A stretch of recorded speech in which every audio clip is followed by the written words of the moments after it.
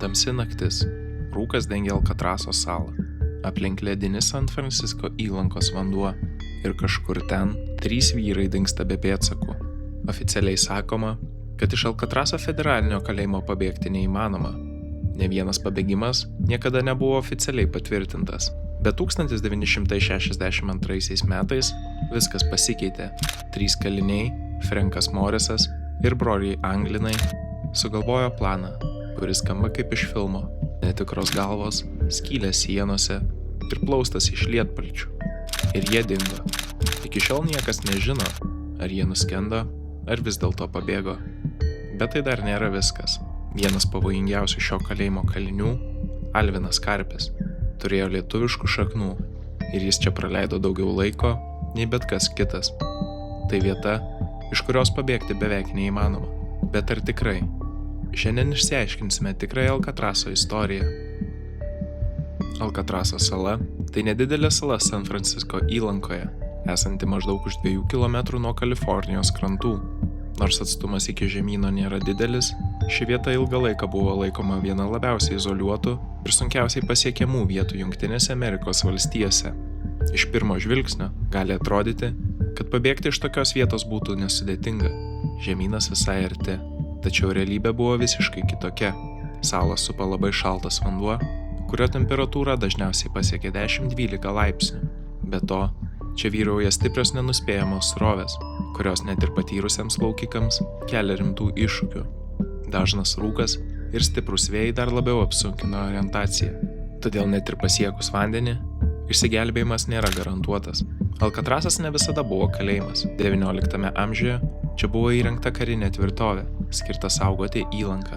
Vėliau sala tapo kariniu kalėjimu, o tik 1934 metais ji buvo paversta federaliniu kalėjimu. Tai buvo vienas griežčiausių kalėjimų visoje šalyje. Jį buvo siunčiami pavojingiausi nusikaltėliai, tie, kurie nuolat pažeidinėjo taisyklės kituose kalėjimuose, kėlė riaušes ar bandė pabėgti. Kitaip tariant, Alkatrasas buvo skirtas tiems kaliniams, kurių nepavyko suvaldyti kitur. Gyvenimo sąlygos čia buvo itin griežtos. Kaliniai gyveno mažose, ankštose kamerose, kuriuose buvo tik būtiniausi daiktai – lova, kriauklė ir tualetas. Dienotvarkė buvo griežtai nustatyta, o už menkiausius pažeidimus grėsė bausmės. Viena griežčiausių bausmių buvo izoliacija. Kalinys būdavo uždaromas vienas, tamsoje ir visiškoje tyloje. Šis kalėjimas buvo skirtas ne tik fiziškai sulaikyti žmogų, bet ir jį palaužti psichologiškai. Nuolatinė kontrolė, griežta tvarka ir izoliacija kūrė aplinką, kurioje kaliniai nuolat jautė spaudimą. Ne be priežasties Alkatrasas buvo vadinamas uola. Tai buvo ne tik pavadinimas, tai buvo įspėjimas. Vieta, iš kurio daugelio įsitikinimų ištrūkti neįmanoma. Kalėjimas veikė nuo 1934 iki 1963 metų. Per šį laikotarpį iš viso 36 kaliniai bandė pabėgti per 14 skirtingų bandymų. Dauguma jų buvo greitai sugauti, kai kurie žuvo bandydami pabėgti, o kelių likimas taip ir liko neaiškus. Ir būtent ši paslaptis pavertė Alkatrasą legenda. Nors oficialiai teigiama, kad pabėgti iš čia neįmanoma, istorija rodo, kad visada atsiranda žmonių, kurie išdrįsta tuo suabejoti. Ir vienas toks bandymas iki šiol kelia klausimų. Ar neįmanoma iš tiesų reiškia neįmanoma? Gyvenimas Alkatraso federalinėme kalėjime buvo griežtos struktūros ir paremtas disciplina. Skirtingai nei daugelio kitų kalėjimų, čia galiojo principas – viskas turi būti užsitarnauta. Kaliniai turėjo tik kelias pagrindinės teises – maistą, drabužius, pastogę ir medicininę priežiūrą. Visa kita, pavyzdžiui darbas, bendravimas ar laisvalaikis buvo laikoma privilegijomis. Dauguma kalinių dirbo kalėjimo viduje – skalbykloje, virtuvėje ir dirbtuvėse. Darbas ne tik padėdavo palaikyti tvarką, bet ir buvo vienas iš nedaugelio būdų užsitarnauti geresnės sąlygas. Per dieną kaliniai galėdavo trumpam išeiti į lauką. Tai buvo viena iš retų progų pabūti gryname ore. Tačiau net ir ten viskas vyko griežtai prižiūrint sargybiniams. Svarbi gyvenimo dalis buvo ir tyla. Tam tikrų laikotarpių Alkatraso federalinėme kalėjime galioja vadinamoji tylos taisyklė, pagal kurią kaliniai galėjo kalbėti tik tada, kai tai buvo būtina, pavyzdžiui darbo metu ar vykdant nurodymus. Bet koks nereikalingas bendravimas buvo draudžiamas ir galėjo būti baudžiamas. Nors vėliau ši taisyklė buvo sušvelninta, jos poveikis išliko. Ilgalaikė tyla ir izoliacija ir griežta kontrolė kūrė stiprų psichologinį spaudimą. Kaliniai gyveno monotoniškoje aplinkoje, kur kiekviena diena atrodė beveik identiška, o ryšys su išoriniu pasauliu buvo labai ribotas.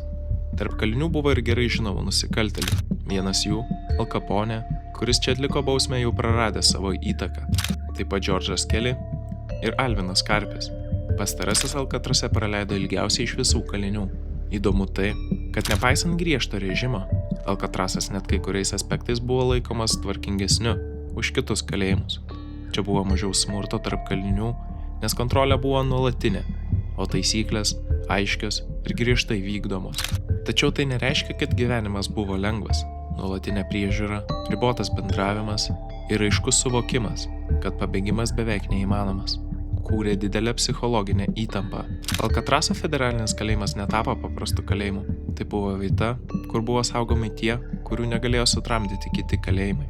Tarp jų nusikaltėliai, kurių pavardės iki šiol atpažįstamos visame pasaulyje. Al Capone buvo vienas garsiausių 20-ojo amžiaus gangsterių. Jis valdė nusikalstamą imperiją Čikagoje. Al Capone kontroliavo ne tik ginklus ir nusikaltimus, bet ir pinigus bei ryšius su politikais. Nepaisant savo didelės įtakos, jis buvo nuteistas ne už žmogžudystę ar plėšimus, o už mokesčių slėpimą. Į Alcatraz Al Capone pateko jau netekęs įtakos. Čia jis buvo tik eilinis kalinys, priverstas laikytis taisyklių. Nors jis negalėjo kontroliuoti kitų kalinių, Al Capone buvo žinomas dėl savo charakterio.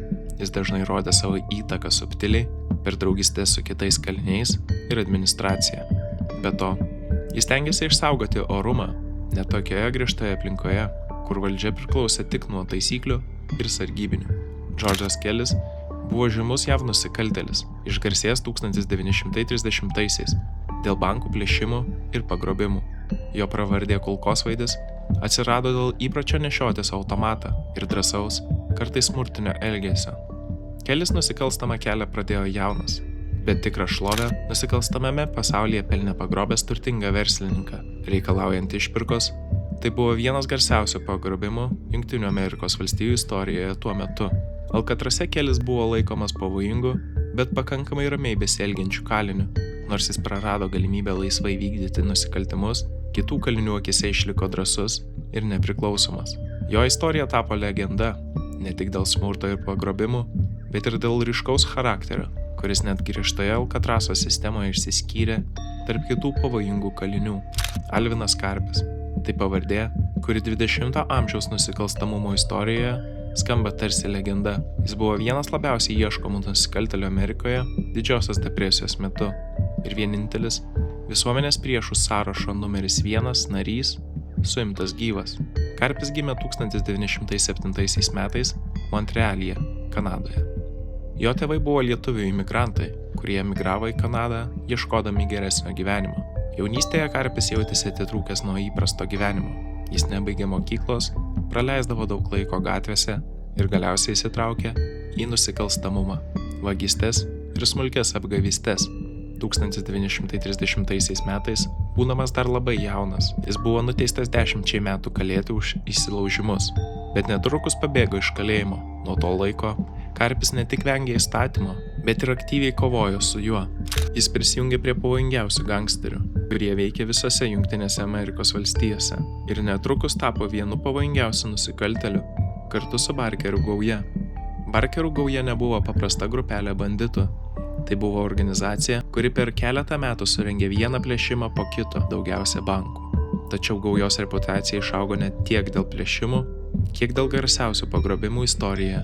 Pagrobimų, kuriuose reikalauta didžiulių išpirkų. Vienas iš garsiausių atvejų – milijonieriaus Viljamo Hamo jaunesniojo pagrobimas, kurio metu buvo reikalaujama išpirka, vėliau ir bankininko Edvardo Bremeno jaunesniojo pagrobimas, kurio išpirka siekė $100,000. Tokios sumos tuo metu buvo didžiulės ir tai privertė teisėsaugą imtis priemonių bei visais įmanomais būdais sučiupti nusikaltėlius. Karpis ne tik dalyvavo nusikalstamose operacijose, jis buvo strategas, žmogus, kuris sugebėdavo planuoti, vertinti situacijas ir išnaudoti galimybes. Jis turėjo puikią atmintį ir gebėjo planuoti veiksmus keliais žingsniais į priekį. Dėl tokių gebėjimų FTB ir kitos teisėsaugos agentūros 100 kartų įvardino jį kaip vieną pavojingiausių nusikaltėlių. Viena įdomiausių istorijų, susijusi su Karpiu, gandas, kad jis bandė pakeisti savo pirštų anspaudus, kad teisėsauga jo neatpažintų. Anuomet buvo skleidžiami gandai, kad pirštų anspaudai jam buvo mediciniškai išlyginti arba pašalinti.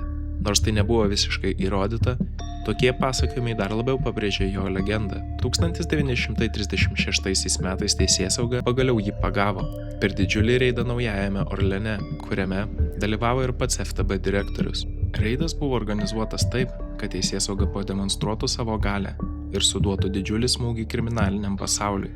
Karpis buvo sulaikytas, o viena iš smulkesnių, bet simboliškai įsimintinų detalių buvo tai, kad tuo metu nei vienas FTB agentas į reidą neatsinešė antrankių, todėl vienas FTB agentas panaudojo savo kaklaraištį Karpio suėmimo metu. Po teismo Karpis buvo nuteistas kalėti iki gyvos galvos. Jis pateko į federalinius kalėjimus, o vėliau ir į Alkatrasą, kur praleido ilgiausiai iš visų kitų kalinių. Tai nebuvo lengvas gyvenimas, griežtas režimas, mažos kameros, atskirtis nuo išorinio pasaulio. Bet Karpis, turėdamas ryškią asmenybę ir tvirtą charakterį, išliko žymus net ir ten. Po daugiau nei 30 metų kalėjimo Alvinas Karpis galiausiai buvo paleistas 1969 metais. Jis buvo deportuotas į Kanadą, o vėliau apsigyveno Ispanijoje. Tai buvo gyvenimas, kuris drastiškai kontrastavo su jo nusikalstama praeitimi, nuo vieno pavojingiausių amerikiečių gangsterio iki ramios senatvės už Atlanto ribų. Tai istorija apie nusikaltimus ir jų pasekmes, kaip pasirinkimai ilgainiui atveda ne į sėkmę, o į kalėjimą ir prarastą gyvenimą.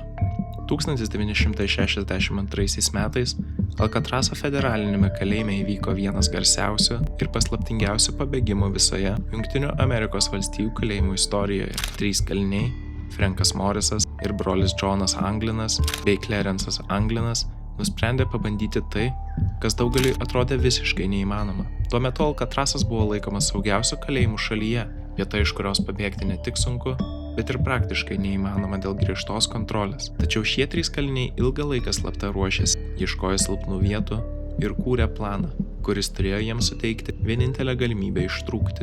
Jų pabėgimas sukrėtė ne tik kalėjimo administraciją, bet ir visą šalį. Dar labiau, šią istoriją išskiria tai, kad iki šiol nėra aiškaus atsakymo, kas jiems nutiko. Oficialiai teigiama, kad jie greičiausiai nuskendo, tačiau jokių kūnų niekada nebuvo rasta. Ir būtent ši nežinomybė pavertė šį pabėgimą legenda. Istorija, kuri iki šiol verčia klausti, ar jiems iš tikrųjų pavyko pabėgti iš Alkatraso.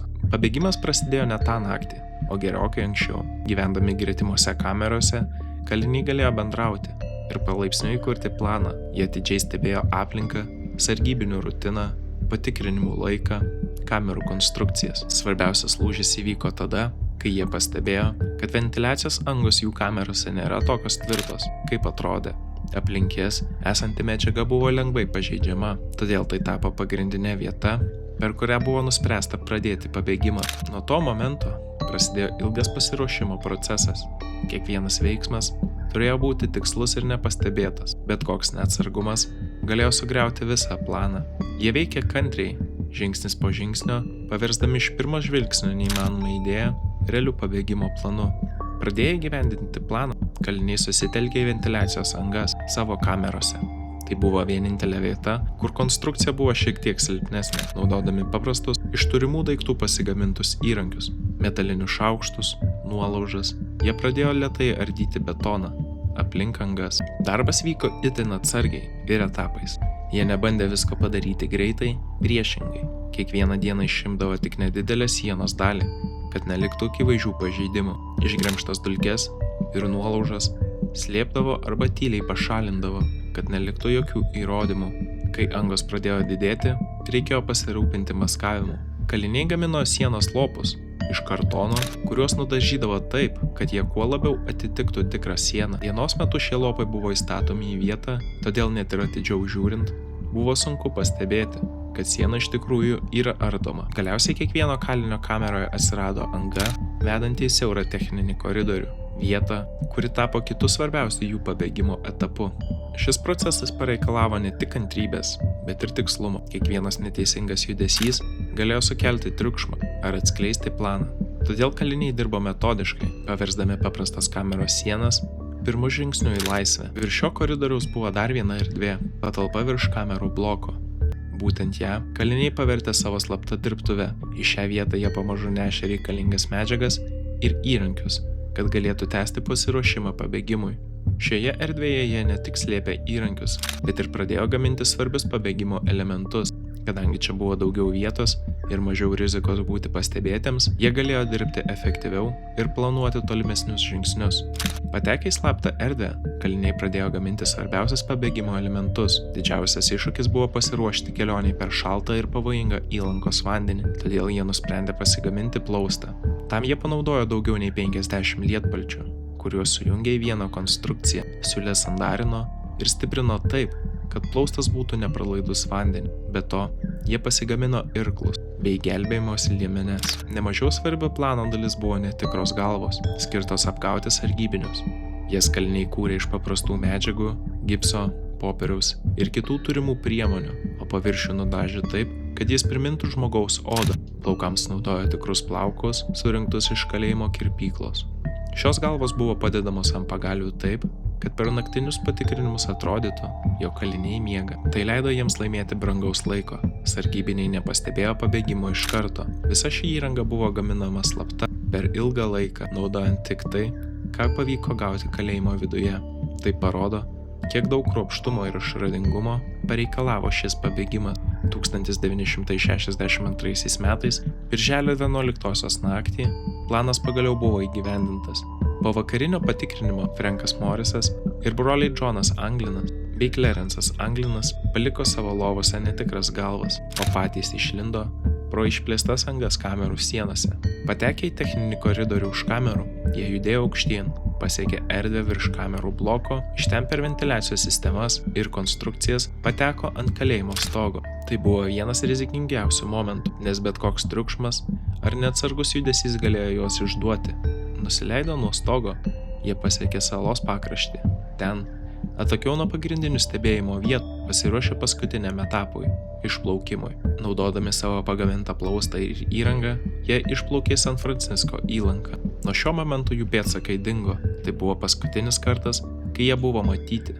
Ir būtent čia prasideda didžiausia šios istorijos paslaptis.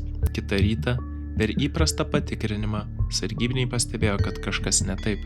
Iš pradžių viskas atrodė normalu. Lovose gulėjo kaliniai, tačiau netrukus paaiškėjo, kad tai tik netikros galvos, o Frankas Morisas ir broliai Džonas Anglinas bei Clarence'as Anglinas yra dingę. Iškart buvo paskelbtas pavojus ir pradėta plataus masto paieškos operacija. Į ją įsitraukė kalėjimo apsauga, pakrančio apsaugos tarnyba ir kitos teisėsaugos institucijos. Buvo tikrinami įlankos vandenys, aplinkiniai krantai, netoliese esančios salos ir teritorijos. Paieškos metu buvo rasta keletas su pabėgimu susijusių daiktų – plausto liekanos, irklas ir kiti asmeniniai daiktai. Tačiau svarbiausia, nebuvo rastas nei vienas pabėgęs kalinys. Nors paieška buvo intensyvi ir apėmė tiek vandenį, tiek aplinkinės salas, pabėgėliai taip ir nebuvo rasti. Oficialiai laikoma, kad jie greičiausiai nuskendo, tačiau jokių kūnų ar kitų įrodymų nėra, todėl jų likimas lieka paslaptimi. Šis neaiškumas atvėrė duris įvairioms teorijoms. Kai kurie tiki, kad kaliniams pavyko pasiekti krantą ir jiems pavyko pabėgti į laisvę. Kiti įsitikinę, kad įlanko šaltas vanduo ir stiprios srovės pasiglemžė pabėgėlius iškart. Alkatraso istorija tai ne tik pasakojimas apie pabėgimą, bet ir apie pačią sistemą, kuri buvo sukurta kontroliuoti pavojingiausius nusikaltėlius. Alkatraso federalinis kalėjimas ilgą laiką buvo laikomas vieta, kur tvarka ir disciplina buvo svarbiausia, o bet kokie bandymai priešintis buvo griežtai slopinami. 1962 metų pabėgimas parodė, kad net ir tokioje aplinkoje egzistuoja spragų. Tačiau jis taip pat primena, kad dauguma bandymų pabėgti baigdavosi nesėkmingai, o jų pasekmės dažnai būdavo tragiškos. Tai nebuvo romantiška istorija, tai buvo pavojingas ir rizikingas bandymas, kurio tikroji baigtis iki šiol nėra aiški. Ačiū, kad žiūrėjote ir iki kitų susitikimų.